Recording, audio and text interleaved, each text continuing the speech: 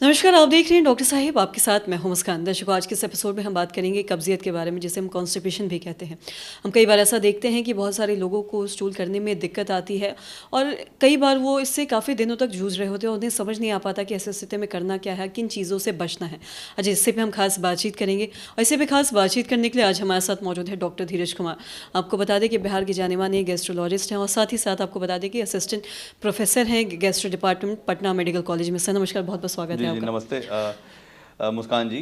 Sir आपसे मैं जानना चाहूँगी कि कई बार हम ऐसा देखते हैं कि बहुत सारे ऐसे लोग हैं आज जो कहीं ना कहीं कब्जियत से जूझ रहे होते हैं और उन्हें समझ नहीं आ पाता कि ऐसे स्थिति में करना क्या है। मैं आपसे जानना चाहूँगी कि कब्जियत होने का सबसे पहले तो आप कारण बताएं और साथ ही साथ इसका उपाय या इलाज बताएं, क्या हो सकता है। मैं कब्जियत की बात करूंगा। पहले कहा जाता था कब्जियत बुढ़ापे की बीमारी है, ये यंग लोगों में नहीं मिलता है, लेकिन ये पूरा का पूरा सिनेरियो बदल चुका है। अब हमारे पास जो पेशेंट आते हैं, most of the young patient आते हैं, फीमेल इवन ज़्यादा आती है मेल से, जिनको कब्ज की शिकायत रहती है। तो पहली बात आती है कि कब्ज क्या है, कब हम बोलेंगे कब्ज है। तो कब्ज को तीन तरह से हम लोग बांटते हैं। पहला कि आप पैखाना करने जाते हैं, आप ये पेशेंट बताता है कि सर करते तो हैं लेकिन वो साफ़ नहीं हो पाता है, मुझे लगता है कि और होना चाहिए था, हो नहीं पाता है, तो मल्टीपल टाइम जाते हैं।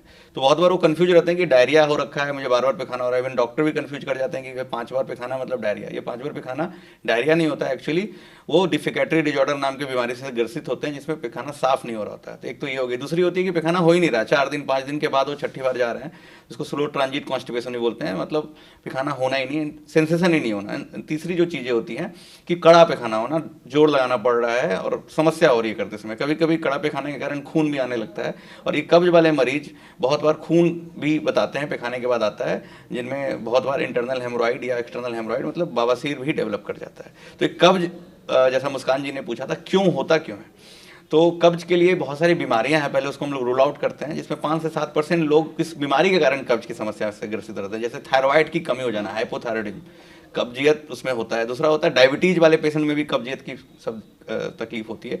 तीसरा हो गया कि आपके पेट के अंदर कोई ऐसा इन्फेक्शन हो गया जिसके कारण कब्ज की तकलीफ हो रही है। चौथा जो चीज़ है कैंसर, इवन कैंसर के जो मरीज हैं उसमें रुकावट हो जाती है, जो आपका रास्ता है पैखाने के रास्ते में रुकावट है, उसके कारण भी कब्ज हो रहा है, होते जाता है। जो पांचवा चीज़ होता है कि कोई ऐसी बीमारी है जैसे कि पार्किंसन डिजीज या कोई नर्वस सिस्टम की बीमारी, उसमें भी कब्ज हो जाता है। एंड जो लास्ट चीज़ है कि आपका लाइफ स्टाइल जो है उसके चेंजेज के कारण भी कब्ज की शिकायत हो जाती है। तो जो सबसे खराब है, मैंने जो बताया कैंसर, तो हम कैसे जानेंगे कि कब्ज जो है वो बड़ी बीमारी के कारण हो रहा है। तो कब्ज के साथ अगर पैखाने में खून आ रहा हो, आपका वजन घट रहा हो, आपको बुखार लग रहा हो, आपके पेट में बहुत दर्द रहता हो, या दर्द के साथ पैखाना हो रहा हो, ये सब चीज़ें अगर साथ में चल रही हैं तो इस कब्ज को लाइटली नहीं लेना है, तुरंत इमीडिएटली डॉक्टर से मिलना है, ये बड़ी बीमारी का लक्षण हो सकता है। बाकी जो 90 से 95% लोग बिना किसी बीमारी के कब्ज से ग्रसित रहते हैं, क्योंकि कब्ज ही उनकी बीमारी होती है। एक्चुअली मेन बीमारी उनकी कब्ज ही होती है।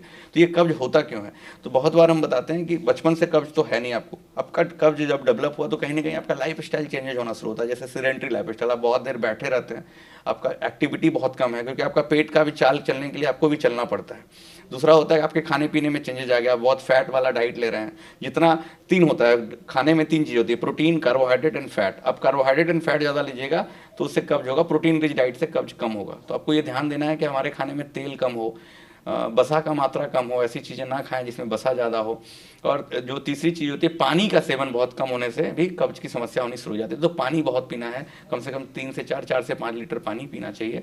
एंड फाइबर रिच डाइट आपको लेना चाहिए। फाइबर रिच डाइट लेने से भी कब्ज की समस्या खत्म होती है। जैसे कि कच्चा चीज़, तो मैं कहता हूँ आपके थाली में कच्ची चीज़ें ज़्यादा रखो, आप सलाद, फल और दाल, ये सब का मात्रा बढ़ा दो, और अनाज की मात्रा थोड़ी कम रखो, तो उससे भी कब्ज को हम लोग दूर कर सकते हैं। और सब बातों को अगर मैं मिला के देखूं तो कब्ज की समस्या जब भी हो और लगे कि ये तकलीफ लगातार बढ़ते जा रही है, तो डॉक्टर से मिलें। हमारे पास जांच की सुविधा होती है, हम लोग कोलोनोस्कोपी, सिग्माइडोस्कोपी जांच करके देखते हैं कि कब्ज क्यों हो रहा है, और कुछ दवाइयाँ उसके बाद चलाते हैं जिससे कब्ज में उनको राहत मिल जाती है, और कुछ दिन के बाद वो दवाई हटाने के बाद भी उनका प्रॉब्लम पूरी तरह से ठीक हो जाता है। बहुत बार बहुत लोग दवाई पे डिपेंडेंट हो जाते हैं, तो उसमें लाइफ स्टाइल को मॉडिफाई करके, उनको थोड़ा सा और चीज़ें करके उनको हम लोग ठीक करते हैं।